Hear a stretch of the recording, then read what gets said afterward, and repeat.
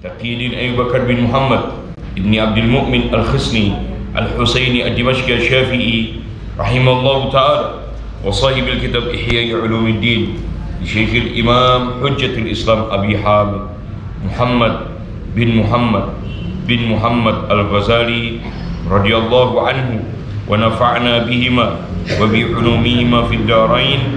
Al-Fatihah.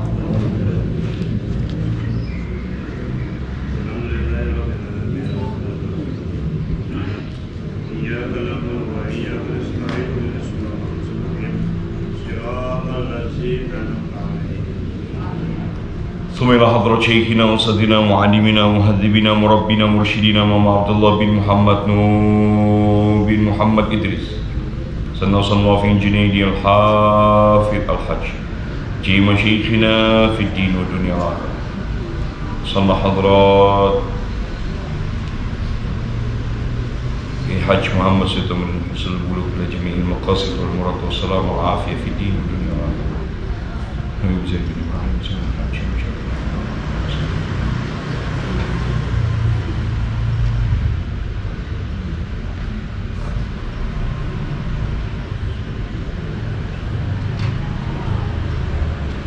ونفعنا بهم وبعلومهم لهم الفاتحة.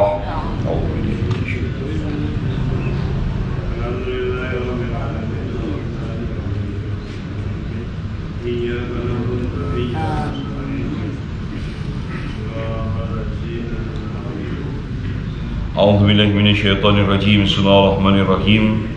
ربنا آتنا من لدنك رحمة وهيئ لنا من أمرنا رشدا.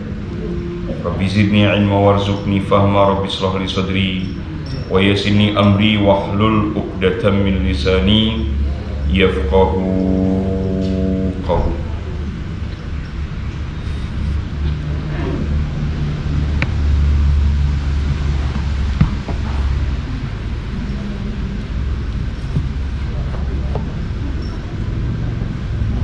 Bismillah, alhamdulillah, wassalatu wassalamu ala rasulillah Muhammad ibn Abdillah al-qa'im bihuquqillah ma dhaqat inna wa farrajah Allah.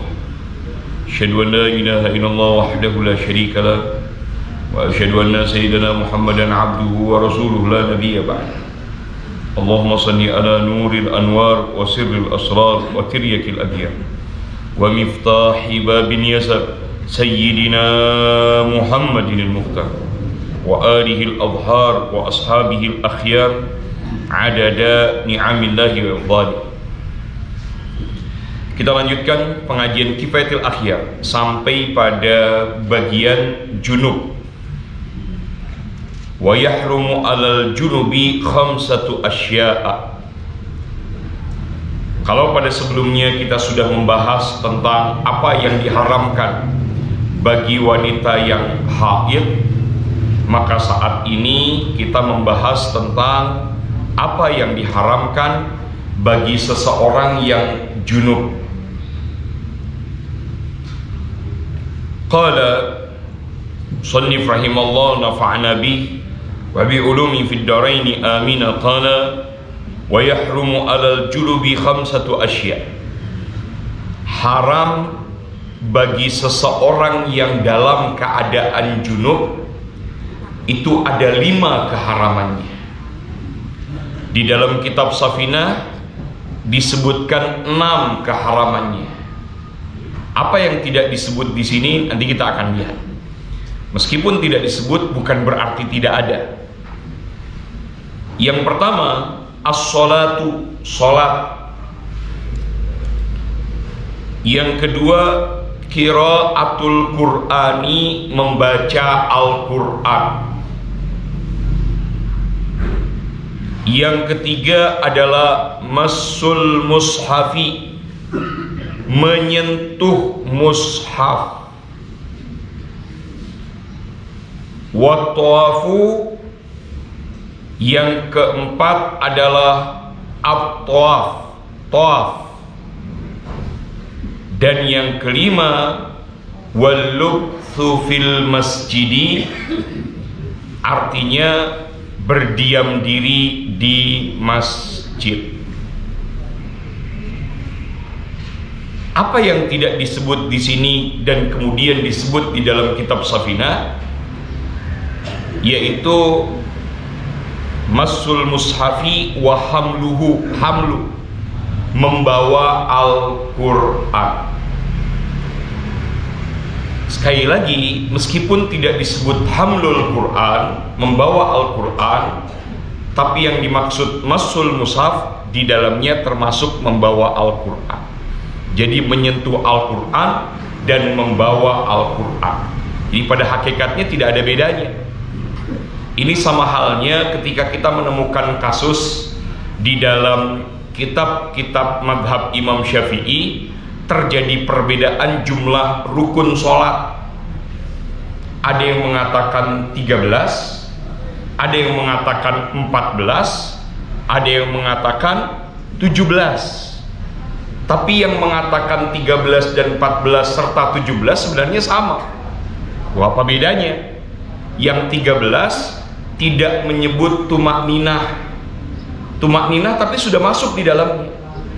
Yang menyebut 14 itu menjadikan tumak ninah rukun tersendiri, meskipun tumak ninah sendiri jumlahnya ada 4. Dan yang 17 itu memperinci, menyebut kalimat tumak ninah menjadi 4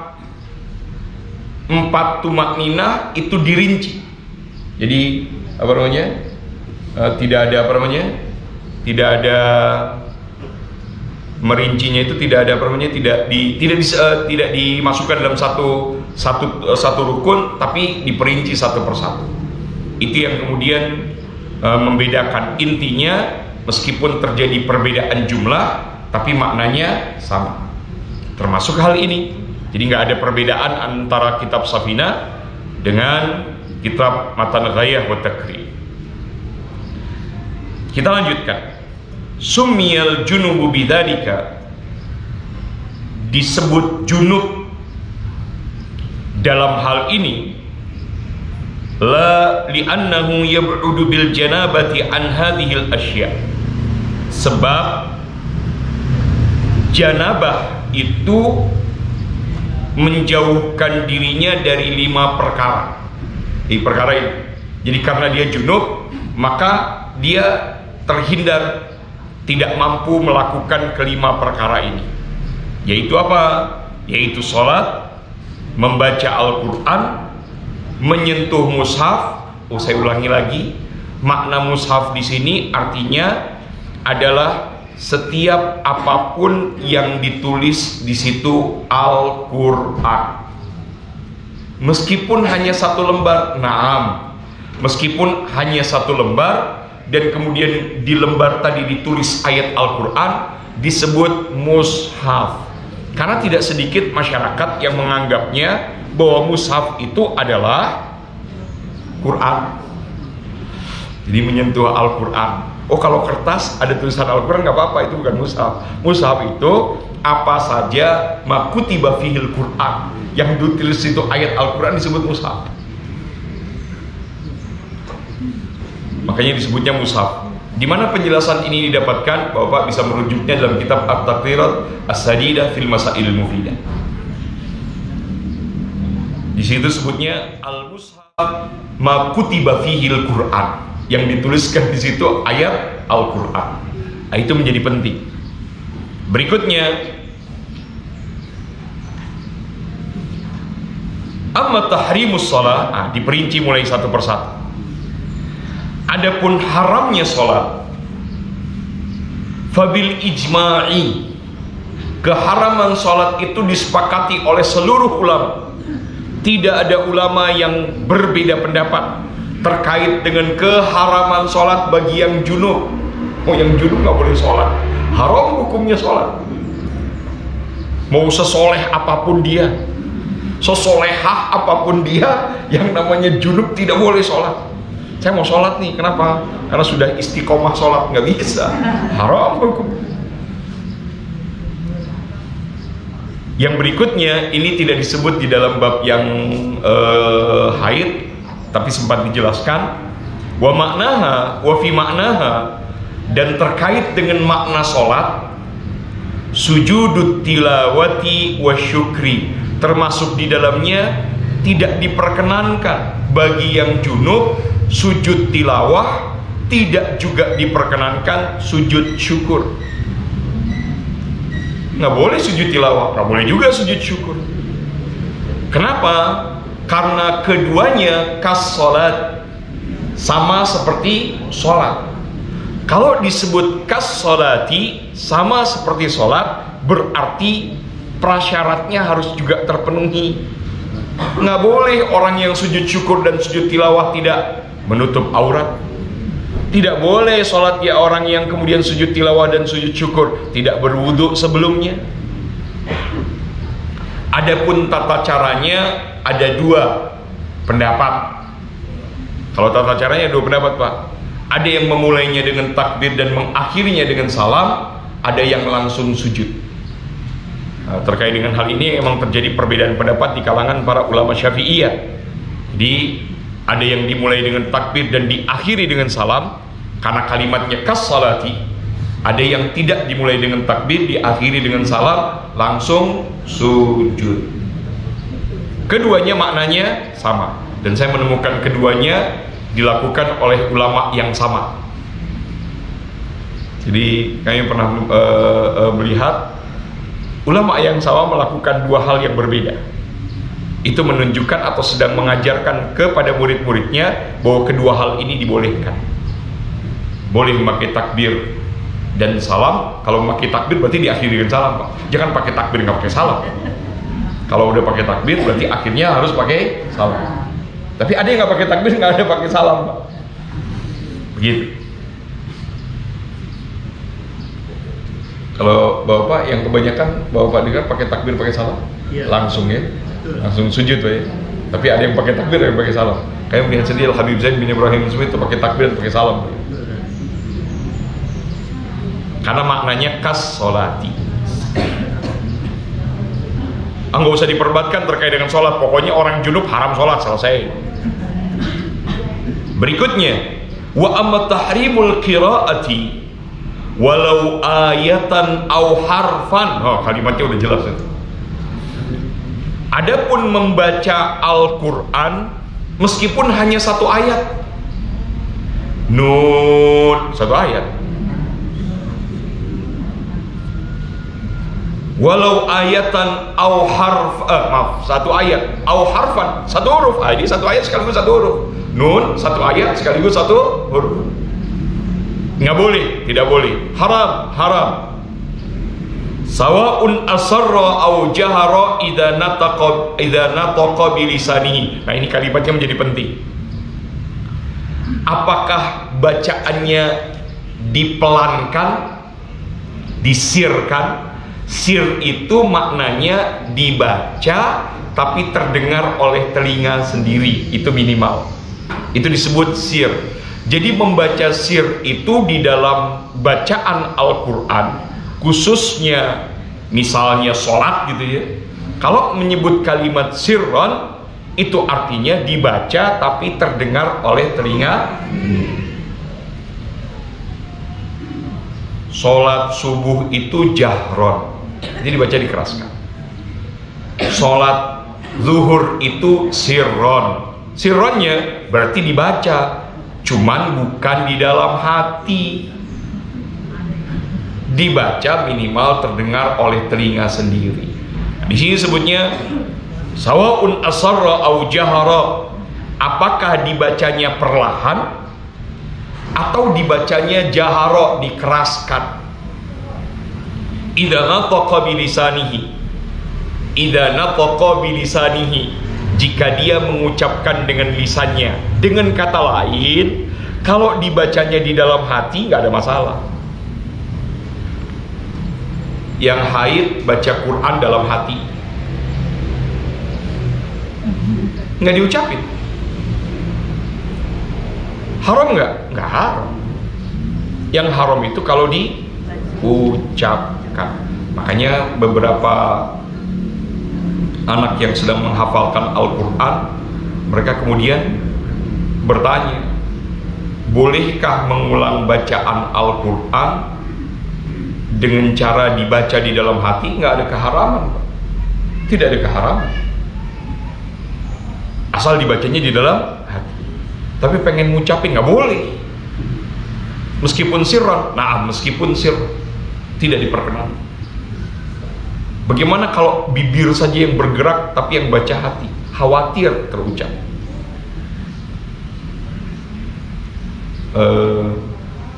Beberapa waktu yang lalu kami mudzakarah. Obrolannya sebenarnya obrolan yang sering diobrolkan, tapi yang menarik adalah kalimat yang kemudian sudah saya sempat sampaikan Bapak sekali, untuk sekedar menguatkan saja. Jika dibacanya litabarruk, membaca Al-Quran itu litabarruk, Al-Fatihah baca. Ibu-ibu ada yang haid sekarang, baca tadi Al-Fatihah, Al-Fatihah. Tapi kan nggak mungkin bapak-bapak ada yang junub Pak, sekarang nggak ada datang ke majelis junub, nggak ada Pak. Kalau niatnya itu tujuannya litabarruk gitu ya, la ba'sa bihi, tidak haram hukumnya. Sampai pada kalimat, ini kalimatnya menarik Pak, meskipun yang dibaca satu Al-Quran litabarruk, itu disebut dalam kitab Hasyiyah Bujairami. Meskipun disebutnya itu tabaruknya itu meskipun satu Al-Quran diperkenankan, tapi kudu niat, nggak bisa enggak. Kalau nggak niat tabaruk ya nggak bisa. Tadi kita bacakan Fatihah itu litabaruk karena memang niatnya setiap bacaan Fatihah kita memulai pengajian adalah litabaruk. Ibu-ibu sebelum tidur baca kul a'udzu birabbil falaq, kul a'udzu birabbin nas, itu litabarruk. Baca apa lagi? Kemudian baca ayat kursi misalnya, itu litabarruk. Bismillahirrahmanirrahim. Qul huwallahu ahad, Allahu samad, lam yalid walam yulad walam yakul lahu kufuwan ahad 3 kali. Qul falaq 3 kali, qul birabbin nas 3 kali. Yanfu. Kan bacaan itu dibaca secara rutin. Untuk apa? Litabarruk. Kalau niatnya litabarruk nggak ada masalah. Tapi untuk hal ini harus hati-hati, karena harus niat litabarruk. Jadi tidak sekedar kemudian ibu-ibu baca Quran, satu Al-Quran dalam keadaan haid begitu saja, tidak diperkenankan, haram hukumnya.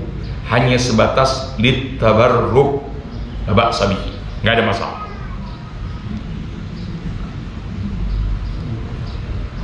Bagaimana dengan yang junub? Sama, yang junub kalau bacaan itu dilakukan litabarruk, ada masalah. Junub, haruskah habis junub langsung mandi? Jawabannya adalah seharusnya langsung mandi. Pertanyaan berikutnya, terus bagaimana kalau tidak mandi? Ya nggak boleh makan. Iya, makruh kan? Orang junub itu makan makruh. Makan, minum bagi orang junub hukumnya adalah makruh. Tapi sayangnya orang zaman sekarang kalau disebut makruh itu biasa aja. Makruh cuma makruh doang. Makruh. Terus bagaimana? Ya paling tidak pada saat kemudian dia kondisinya junub, bebersih dulu. Minimal sudah bebersih, baru boleh makan, baru boleh minum. Jangan minum dan makan sebelum bebersih. Bebersih itu belum nggak harus mandi. Yang penting kubul dan duburnya kemudian dibersihkan, bersih sudah. Setelah bersih, baru kemudian ya boleh. Itu hilang kemakruhannya. Naam, hilang kemakruhannya. Tapi makruh kalau dalam keadaan junub dia makan, minum, hukumnya makruh. Pada qaulihi alaihi wasallam, kita lanjutkan sebagaimana perkataan Nabi sallallahu alaihi wasallam, la taqra'ul haidhu walal junubu syai'an minal Qur'an. Tidaklah orang yang haid atau orang yang junub membaca syai'an minal Quran, membaca sebagian dari Al-Quran. Sebagian di sini sudah dijelaskan di atas, walau ayatan au harfan, meskipun satu ayat atau satu huruf. Rawu Tirmidzi, hadis ini diriwayatkan oleh Imam Tirmidzi, wa huwa dhaifun, hadisnya dhaif. Saya ingin menyampaikan kepada ibu bapak sekalian, tidak sedikit orang di zaman sekarang begitu sangat amat bahasanya sebenarnya tidak bertanggung jawab terhadap ilmu. Ketika kemudian mendengar kalimat hadis dhaif, itu langsung disebut bukan hadis. Hadis dhaif bukan hadis, ini disebut gitu. Ini jadikan hujah, tapi hadisnya adalah dhaif, wa huwa dhaif, hadisnya dhaif. Derajat hadis para ulama hadis pun berbeda pendapat. Ada satu hadis disebut hasan oleh beberapa ulama. Beberapa ulama yang lain menyebutnya sahih, tidak menyebut hadis hasan. Ada hadis bahkan disebut oleh beberapa ulama dhaif, tapi beberapa ulama yang lain menyebutnya sahih.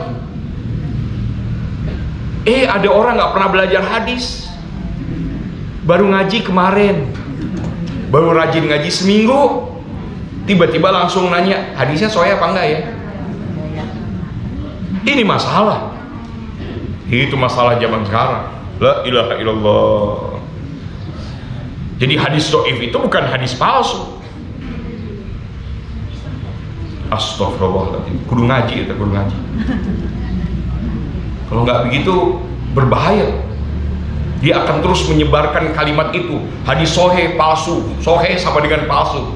Disebut sahih itu sama dengan palsu. Berbahaya itu kalimat. La haula wala quwwata illa billah.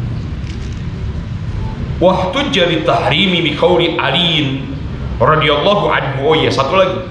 Hadis dhaif, tapi banyak kemudian hadis itu diriwayatkan dalam dalam bentuk yang berbeda. Itu hadisnya bisa naik menjadi hadis hasan dan dijadikan sebagai hujjah.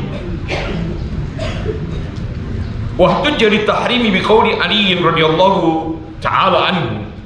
Dan hujjah keharamannya juga disampaikan oleh Sayyidina Ali karamallahu wajhahu radhiyallahu ta'ala anhu. Lam yakun yahjubun Nabi sallallahu alaihi wasallam anil Quran syai'un siwal janabah. Apa kata Sayyidina Ali karamallahu wajhahu radhiyallahu ta'ala anhu? Beliau mengatakan tidak ada yang menghalangi Nabi sallallahu alaihi wasallam anil Quran, dari membaca Al-Quran, syai'un, apapun itu, siwal janabah, kecuali junub. Jadi ketika Nabi junub, Nabi tidak menyentuh Al-Quran, Nabi tidak baca Al-Quran. Dalam riwayat yang lain disebutnya bukan yahjubu tapi yahjuzu, maknanya kurang lebih sama. Rawahu Abu Dawud wa ghairuhu wa Tirmidzi wa qala innahu hasan, hadisnya hasan. Dan ini saling menguatkan dengan hadis dhaif tadi. Wa qad kana man'ul junubil qira'ah masyhuran baina sahabat.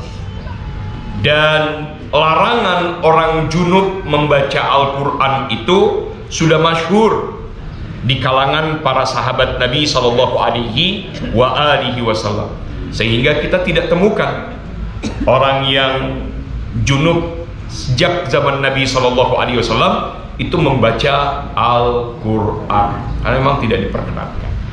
Sebelum saya lanjut, ada pertanyaan sebenarnya yang memang harus dijawab, dan ini termasuk penting. Sekali lagi, merujuknya dalam kitab Al-Bujairami Al-Khatib. Di situ disebutkan terkait dengan bagaimana status niat pada saat mandi junub. Jamaah yang dimuliakan Allah Subhanahu wa taala, jika niat yang dibacanya adalah niat, saya ulangi lagi kalimatnya, jika niat mandinya adalah niat mandi yang disyariatkan, dan kedua niat ini adalah wajib hukumnya, Ada dua niat, dua-duanya wajib dan dua-duanya disyariatkan. Maka dia tidak perlu niat dua-duanya, cukup salah satunya. Ini kan juga termasuk di dalamnya, misalnya mandi yang wajib tuh mandi junub ya di antara. Dicontohkan di dalam kitab, di situ disebutnya mandi junub sekaligus haid, tapi di situ nggak dijelaskan lebih jauh. Dua-duanya kan disyariatkan. Yang kedua adalah jika salah satunya, dua-duanya mandi wajib, tapi dua-duanya adalah nazar atau salah satunya adalah nazar. Dua-duanya mandi wajib, Pak. Ada dua niat mandi wajib, dua-duanya nazar, dua-duanya dinazarkan. Atau salah satunya adalah mandi yang dinazarkan. Jadi salah satunya mandi yang disyariatkan, satunya mandi yang dinazarkan. Maka pada posisi ini boleh digabungkan mandinya. Satu kali mandi, tapi dua-duanya harus diniatkan. Yang berikutnya masih terkait dengan mandi, tapi bukan mandi wajib. Sekarang bagaimana dengan mandi sunnah? Niat mandi sunnah. Jika mandi sunnah, dua-duanya adalah sunnah mandi. Contohnya niat mandi Jumat dengan mandi istisqa, sholat istisqa, kan sunnah hukum. Boleh nggak digabungkan dengan satu mandi? Boleh, niatnya salah satunya aja. Yang berikutnya, kalau ada mandi wajib sekaligus mandi sunnah, di hari Jumat mandi junub sekaligus mandi sholat Jumat misalnya, maka boleh digabungkan, tapi dua-duanya harus diniatkan. Niat mandi Jumat sekaligus mandi sholat mandi junub sekaligus mandi untuk sholat Jumat. Dua-duanya harus diniatkan. Kalau nggak dapat. Dengan kata lain, kalau dua-duanya mandi wajib yang disyariatkan atau mandi sunnah, cukup salah satu niat. Tapi kalau salah satunya mandi yang disyariatkan wajib, salah satunya adalah mandi yang dinazarkan, maka harus niat dua-duanya meskipun mandinya boleh digabung. Atau kalau salah satunya wajib, salah satunya sunnah, maka boleh digabung dengan satu mandi, tapi wajib diniatkan dua-duanya. Masih ada yang nanya juga, gimana cara niatnya? Niat aja, tinggal niat. Iya, niatnya gimana? Apa nyiram dulu niat mandi junub, terus nyiram lagi niat sholat mandi untuk sholat Jumat? Terserah. Mau sekaligus digabung boleh, mau satu-satu juga boleh. Iya, itu di awal apa di akhir? Astagfirullahaladzim. Udah pokoknya niat aja gitu. Gitu Pak, itu orangnya sekarang niatnya detail Pak. Gitu ya. Udah pokoknya niat aja. Udah niat terserah, pokoknya niat aja gitu ya. Jangan sampai nanti mandi nggak niat. Itu selesai pokoknya niat. Cukup. Walau lam yajid ma'an wala turaban wa shalla. Ini ada satu kasus. Wallahu alam, sampai situ dulu. Aduh, waktunya sudah mau habis. Wallahu alam, sampai di situ dulu. Kita lanjut dengan waktunya tinggal 5 menit lagi. Doa benteng akidah. Al-Fatihah.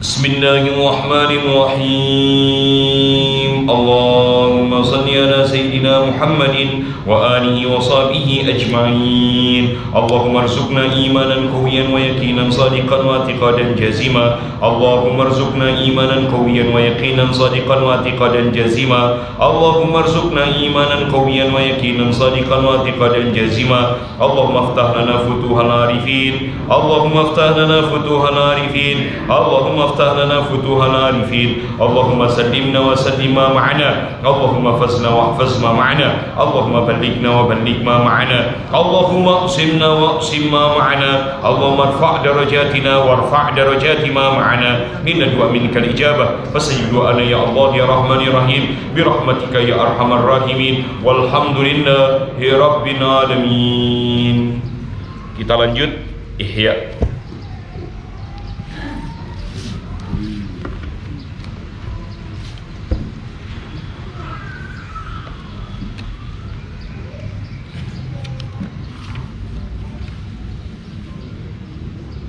Sampai pada kalimat wa man arafa hadhil haqiqah lazimahu la mahalata alla ya'kula illa min kasbihi. Gitu ya kalimatnya Bapak. Sudah ketemu? Mangga. Kita lanjutkan kalimatnya. Ini nyambung dengan apa yang dibahas kemarin, bahwa orang yang diberikan sesuatu harus diberikan sesuai dengan apa yang sama gitu ya, anggapan terkait dengan hakikat orang tadi, keadaan orang tadi. Jadi pemberiannya itu tidak boleh ada anggapan lebih terkait dengan seseorang dan dia menerima sesuatu karena anggapan yang lebih tadi, nggak boleh, tidak diperkenankan. Ini kita udah bahas pada pertemuan yang lalu. Saya ulangi lagi maknanya. Jadi pada pertemuan yang lalu itu ada orang, sederhananya begini, ada orang yang kemudian memiliki status di dalam agama. Dia seorang ulama, dia seorang kiai, dia seorang ustaz. Terus ada orang yang mau ngasih pada dia. Pemberiannya karena dia adalah seorang kiai, ustaz dan lain sebagainya. Tapi pada saat yang sama dia menganggap, dia memiliki anggapan terkait dengan diri kiai tersebut, ustadz tersebut punya anggapan lebih, dan kiai tadi menerima atas anggapan lebih tadi. Maksudnya anggapan lebih itu, ini orang soleh, waliullah, ini orang yang masya Allah, padahal nggak sama dengan itu kenyataannya. Terus dia menerima, si kiai tadi, si ustadz tadi, ulama tadi menerima atas anggapan itu, maka dipastikan apa yang diambilnya adalah haram. Itu kalimat yang kita bahas pada kalimat sebelumnya. Maka kalimatnya begini, wa man arafa hadhil haqiqah, siapa yang mengetahui hakikat ini, lazimahu la mahalata, wajib, tidak sama sekali, la mahalata, wajib, tidak ada keraguan dalamnya, an la yakula illa min kasbihi, wajib dia mengambil sumber makanannya, sumber energinya, sumber apa yang dia makan dan dia minum, min kasbihi, dari usahanya sendiri. Jangan bergantung dari pemberian orang lain. Liya mana min hadhil ghailah, agar dia selamat dari al-ghailah. Jadi dari pikiran yang salah terkait dengan hal ini, dari kondisi yang salah terkait hal ini, dari tertipunya perasaan dia bahwa dia layak untuk diberi. Ya Allah, apakah ini juga termasuk dalam urusan dunia? Nah, termasuk dalam urusan dunia.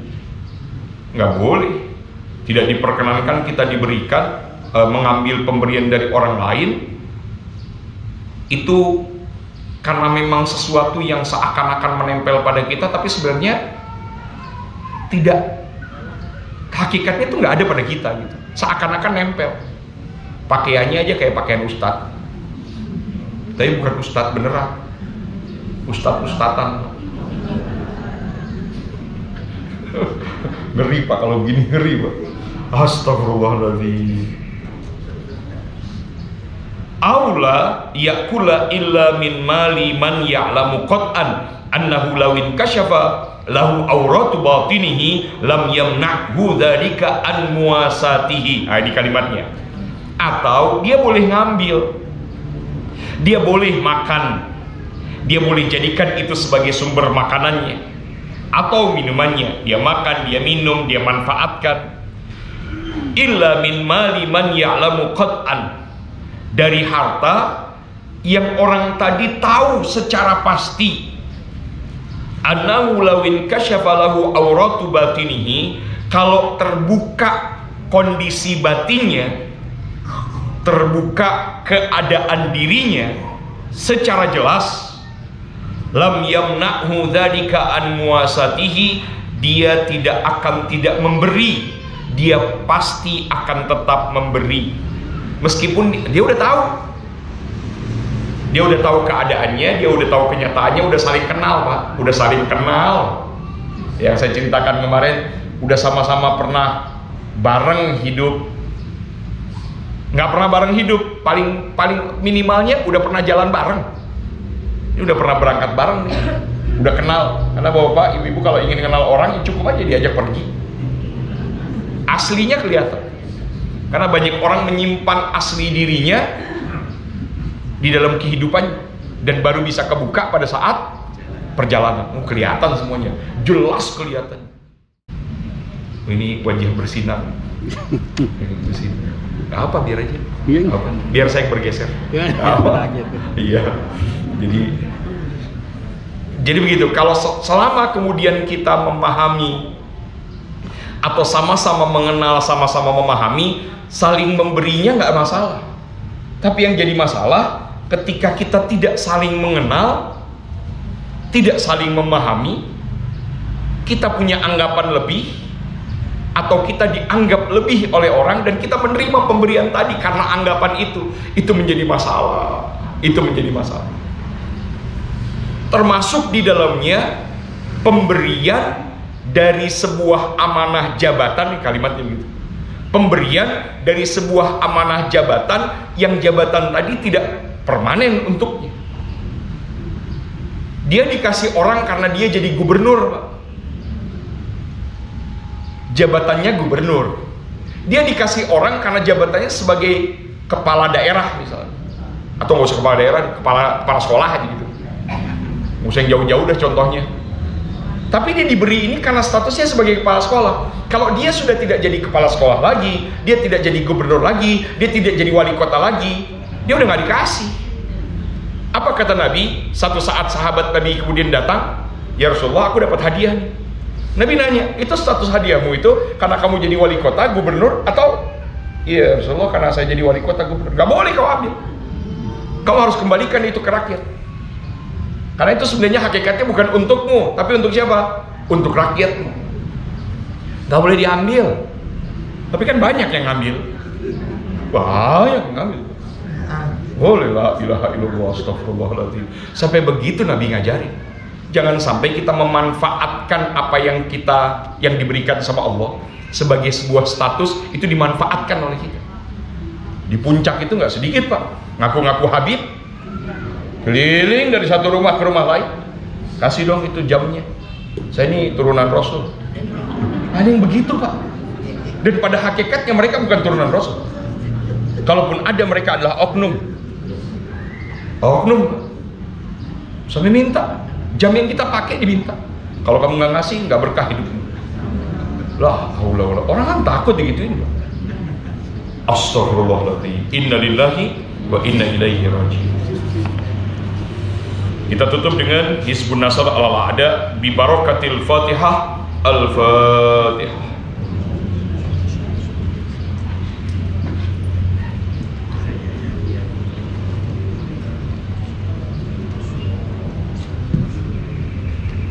Bismillahirrahmanirrahim. Inna fatahna laka fathan mubina liyaghfir laka Allahu ma taqaddama min dhanbika wa ma ta'akhkhara wa yutimma ni'matahu 'alayka wa yahdiyaka siratan mustaqima.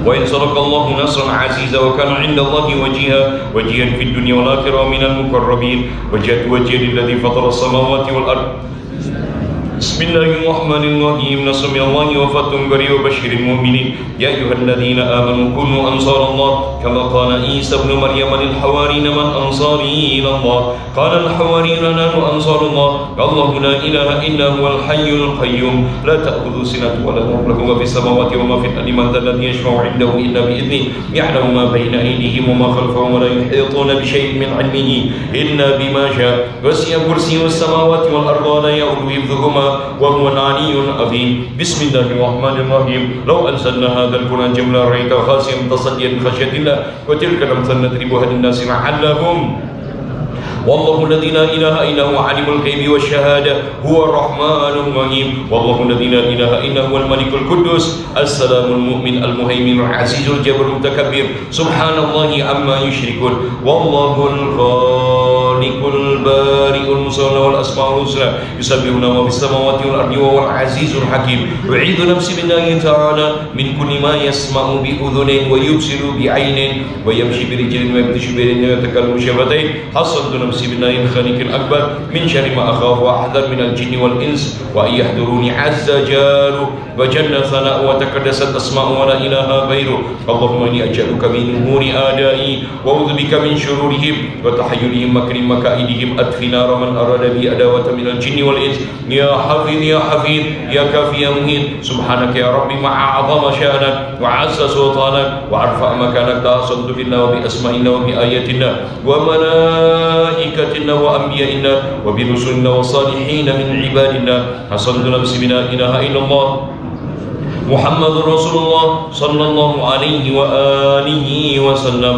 اللهم ارزقني بعينك التي لا تنام واكنفني بكنافك الذي لا يرام وارحمني بقدرتك علي فلا أهلك وأنت ثقتي ورجائي يا غياث المستغيثين يا درك الهالكين. اكفني شر كل طارق يترك بليل أو نهار إن طارقا يترك بخير إنك على كل شيء قدير. بسم الله أنقي نفسي من كل ما يؤذي ومن كل حاسد. الله شفائي بسم الله ركيت. اللهم رب الناس أذهب البأس اشفي أنت شافي وعافي أنت المعافي. لا شفاء إلا شفاؤك شفاء لا يغادر سقما ولا ألما. يا كافي يا وافي يا حميد يا مجيد. ارفع عني كل تعب شديد واكفني من الحديد والحديد والمرض الشديد والجيش العديد واجعلني نورا من نورك وعزا من عزك ونصرا من نصرك وبهاء من بهائك وعطاء من عطائك وحراسة من حراستك وتأييدا من تأييدك يا ذا الجلال والإكرام والمواهب العظام. أسألك بك ولا أسألك بأحد غيرك أن تكفيني شر كل ذي شر إنك أنت الله الخالق الأكبر. وصلى الله على سيدنا محمد وعلى آله وصحبه وسلم تسليما طيبا مباركا فيه والحمد لله رب العالمين ظاهرا وباطنا وعلى كل حال يا أرحم الراحمين والحمد لله رب العالمين. mudah-mudahan dikabul dijabah oleh Allah Subhanahu wa taala. Billahi taufiq wal minkum. Assalamualaikum warahmatullahi wabarakatuh.